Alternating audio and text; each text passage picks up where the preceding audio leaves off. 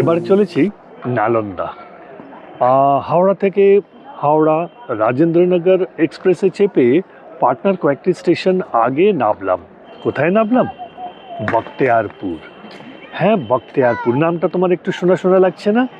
তাই তো, আসলে এই স্থানটির নাম হয়েছে বখতিয়ার খিলজির ওপর। কিন্তু কেন, কে এই বখতিয়ার খিলজি জানবো না? তার পুরো নাম ছিল মোহাম্মদ বিন বখতিয়ার খিলজি। সে একজন তুর্কো আফগান মিলিটারি জেনারেল ছিল।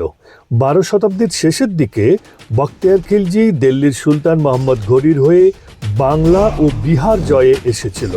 হেরেছিল বিহারের পাল রাজারা ও বাংলার সেন রাজারা আত্মসমর্পণ করেছিল।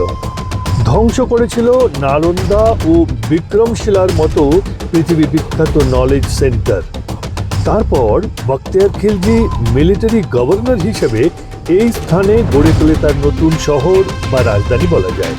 নাম দেয় বেগমপুর। শুরু হয় খিলজি ডাইনেস্টি। 1206 খ্রিস্টাব্দে মৃত্যু হয় বখতিয়ার খিলজির।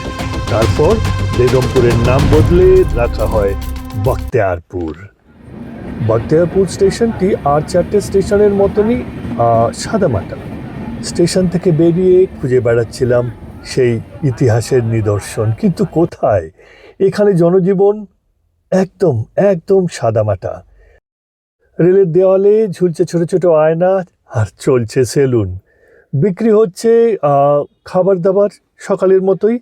ফুটছে চা প্রতিদিন সকালে স্টেশনের বাইরে যেমন ফোটে।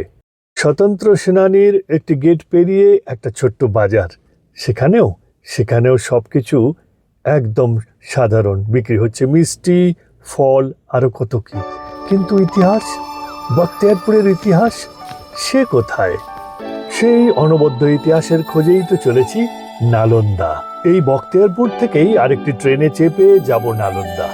দেখাবো সবটা। তুমি কিন্তু সঙ্গে থেকো। হাই, আমি ডুগং Dutta, the mocking mom, exploring life and lovely places